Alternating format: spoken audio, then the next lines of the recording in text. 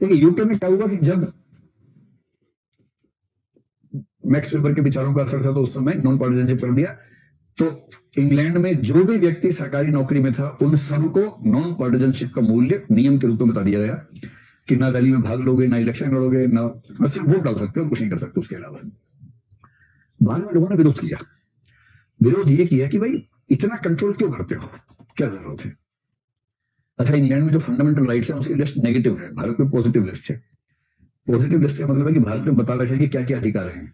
Negative list का मतलब होता है कि बता रखा है कि क्या क्या अधिकार नहीं है, और जो जो उस लिस्ट में नहीं है बाकी सब अधिकार है वहां पर। इस तरह से काम चलता है। तो पॉलिटिकल लाइफ का अधिकार आमतौर पर वहां सब मांगते हैं, अब नौकरी करने वालों को नहीं मिलता, तो उन्होंने हल्ला मचाया खूब।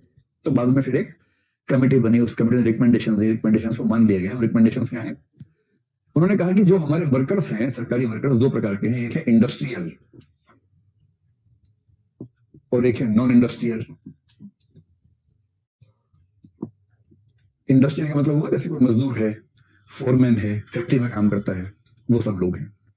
तो फैक्ट्रियों में काम करने वाले या फैक्ट्री जैसे किसी काम में काम करने वाले उनको बोलते हैं इंडस्ट्रियल वर्कर्स।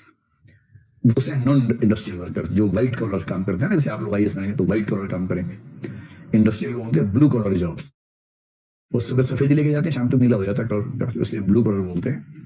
और जो होता है ना एडिट काम करने वाले, कागज पेन, एसी चल रहा है, पंखा चल रहा है, पॉलिसी बन रही है, उसे बोलते हैं व्हाइट कॉलर जॉब्स। जो नॉन इंडस्ट्रियल है उसमें भी 3 लेवल्स हैं। एक है लोअर लेवल, एक है मीडियम लेवल, एक है अपर लेवल या हायर लेवल, उच्च स्तर। हम एक एक पोजीशन का नाम सोच के अनुमान कर सकते हैं इसका मतलब क्या हुआ। लोअर लेवल का मतलब मान लीजिए जैसे कोई क्लर्क है, किसी विभाग में, मंत्रालय में क्लर्क है, ठीक है। मीडियम लेवल पर मान लीजिए कोई सेक्शन ऑफिसर टाइप का व्यक्ति है, एसओ सेक्शन ऑफिसर, ठीक। और अपर लेवल का मतलब कोई सिविल सर्वेंट है, जैसे आप मान लीजिए कोई डीएम साहब है, एसपी साहब है, ये हो गया अपर लेवल। तो DM and above, SP and above, इन सबको आप अपर लेवल मान लीजिए। अब आपको अपने विवेक से बताना है कि इसमें से किस किस के लिए नॉन पार्टिजनशिप अच्छी है देश के लिए, इनके लिए नहीं, देश के लिए। जो इंडस्ट्री में काम करता है, किसी फैक्ट्री में मजदूर है, रिक्शा चलाता है, ऑटो चलाता है, मान लीजिए सरकारी ऑटो चलाता है, मान लीजिए सरकार से लाइसेंस लिया या किसी सरकार ने ऐसी व्यवस्था कर रखी है, सरकार का ड्राइवर है, मान लीजिए ऐसा कुछ है।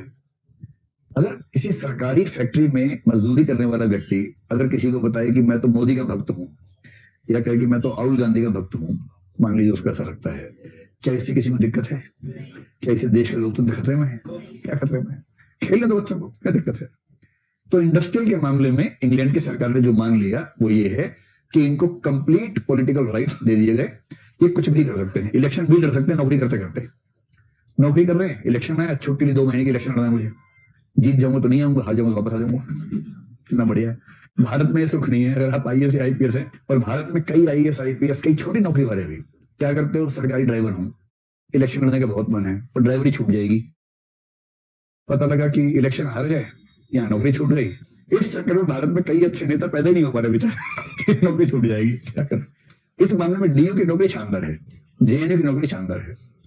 दिल्ली विश्वविद्यालय की नौकरी सरकारी नौकरी नहीं है, क्योंकि दिल्ली विश्वविद्यालय के अधिकांश कॉलेजेस कॉन्स्टिट्यूएंट कॉलेजेस हैं जो सरकारी कॉलेज नहीं माने जाते नियम के तहत। इसे डीयू में खूब लिखेंगे, डीयू का आदमी इलेक्शन के समय छुट्टी लेता है, इलेक्शन लड़ता है, जीतता है, 5 साल काम करता है, फिर वापस डीयू में आ जाता है। जिसके अच्छे एग्जाम्पल है साहिब सिंह वर्मा, अगर आपने नाम सुना हो। साहिब सिंह वर्मा दिल्ली के सीएम रहे कई साल तक। दिल्ली विश्वविद्यालय में कॉलेज दयाल सिंह कॉलेज, उस कॉलेज के लाइब्रेरियन थे वो। लाइब्रेरियन के पद से बिना इस्तीफा दिए छुट्टी ली, दिल्ली के सीएम बने, 5 साल सीएम रहे, हारे, फिर लाइब्रेरियन बन गए। उसके बाद कितना बढ़िया। ये छूट भारत में आमतौर पर किसी के पास नहीं है, ये कहीं कहीं छूट मिल पाती है जहां का कॉन्स्टिट्यूशन उस तरह का हो। खैर, फिर इंग्लैंड ने कहा कि जो लोअर लेवल के क्लर्क जैसे लोग हैं इनको भी पॉलिटिकल राइट देने में क्या दिक्कत है, दे देना चाहिए, क्या समस्या है। तो लोअर लेवल पर भी लगभग पूरे पॉलिटिकल राइट्स दे दिए गए, तो दिक्कत भी नहीं है। भाई मैं होम मिनिस्ट्री में क्लर्क हूं तो क्या हो गया है, तो है, तो मैं मोदी जी को वोट नहीं दूंगा तो ना दे, कोई पूछ रहे तरह से, उसकी राय से कितना फर्क पड़ रहा है। खेलने दो बच्चों को, क्यों बच्चों को रोकते हो। लेकिन जो मिडिल लेवल पर है उसके बारे में एक नियम बनाया इंग्लैंड ने कि बाकी सब मिलेगा, नो इलेक्शन, इलेक्शन नहीं कर सकते, बाकी तुम पॉलिटिकल राइट्स एंजॉय कर सकते हो, रैली में जाओ, नारे लगाओ, चिल्लाओ बिल्लाओ, जो करने करो। इलेक्शन लड़ नहीं सकते नौकरी में रहते हुए, या इस्तीफा दे दो, नौकरी में रह के नहीं। और जो हायर लेवल है उसके बारे में कहा गया कि इनको फुल नॉन पार्टिजनशिप के मूल्यों को मानना होगा। इलेक्शन तो बहुत दूर की बात है, न प्रचार करना है, न कोई लेख लिखना है, न राजनीतिक पक्षधरता की कोई भी राय प्रस्तुत करनी है। तो ये मूल्य अब इंग्लैंड की स्थिति है कि केवल हायर सिविल सर्विसेज के लिए इस मूल्य को रखा गया है, लोअर जॉब्स में, इंडस्ट्रियल जॉब्स में इस मूल्य को हटा दिया गया है। हाँ, एक लेवल के बाद जैसे उस लेवल का कोई व्यक्ति आएगा उसके बाद उस पर नियम लागू हो जाएगा, उसके पहले दिक्कत नहीं। मतलब उनका मानने के से बहुत फर्क नहीं पड़ता है। अच्छा, फ्लेक्सिबिलिटी हो तो आदत पड़ जाती है सब लोगों को, उससे बहुत अंतर उसके बाद नहीं पड़ता है। अब आप ये बताएं कि ये कोई आपसे पूछे कि भारत के मामले में आपकी राय क्या है, ये नियम जैसा चल रहा है वैसा ठीक है या इसमें कुछ छूट होनी चाहिए, तो आप कह सकते हैं दो सुझाव देना। एक तो सिविल सर्विस कंडक्ट रूल्स में सोशल मीडिया से संबंधित नियम बनाए जाने चाहिए।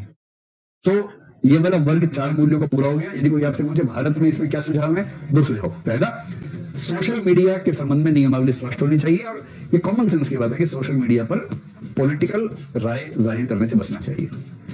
दूसरी बात, एनोनिमिटी भी सिविल सेवाओं का एक मूल्य है। तो सोशल मीडिया पर अपनी ख्याति से संबंधित जो पोस्ट होती है कि मैंने ये कर दिया, मैंने वो कर दिया, वो सब उचित है या अनुचित है? अनुचित है। अब कई बार सुप्रीम कोर्ट के जज ज्यादा करने लग जाए, रोज सुबह लिखे, जानते हो कल मैंने 4 फैसले सुनाए, हाय जनता, हेलो हाउ आर यू, कल मैंने 4 फैसले सुनाए, इसमें तो मैंने ऐसा कर दिया, आपको पता है मैं क्या चीज समझते, मैंने ऐसा कर दिया इसमें, और लोग लाइक पे लाइक मार रहे हैं जबरदस्त। ऐसा एक जज हुआ था जिसने बड़ा तमाशा करवाया अपना रिटायरमेंट के बाद। एक ब्लॉग लिखना शुरू किया, हाँ, उनका नाम था मार्कंडेय काटजू, और वो अपना मतलब कुछ भी लिखने के लिए अभ्यस्त हो गए थे। एक पोस्ट में लिखा, भारत के 90% लोग मूर्ख हैं। अब सुप्रीम कोर्ट का जज लिख रहा है ऐसा, और नीचे जनता कमेंट कर रही है कि आप उनमें 90% में है कि नहीं है। कैसा लगता है, सोच के देखिए। तो वो सुप्रीम कोर्ट की प्रतिष्ठा के लिए भी ठीक नहीं है, जज की प्रतिष्ठा के लिए भी और सिस्टम के लिए भी। तो 2 बातें लिख दी आपने, एनोनिमिटी का मूल्य, नॉन पार्टिजनशिप, सोशल मीडिया पे कंट्रोल, और तीसरी बात केवल ये कि हर सरकारी नौकर को पार्टिजनशिप से दूर रखना ठीक नहीं है। तो निम्न स्तर की, मध्यवर्ती स्तर की नौकरियों में कुछ मात्रा में राजनीतिक छूट दी जानी चाहिए। अब इन 4 बहनों के बाद, अच्छा, अगर मैं पूछे कि न्यूट्रलिटी और इम्पार्शियलिटी में क्या संबंध है, तो एक ही बात है।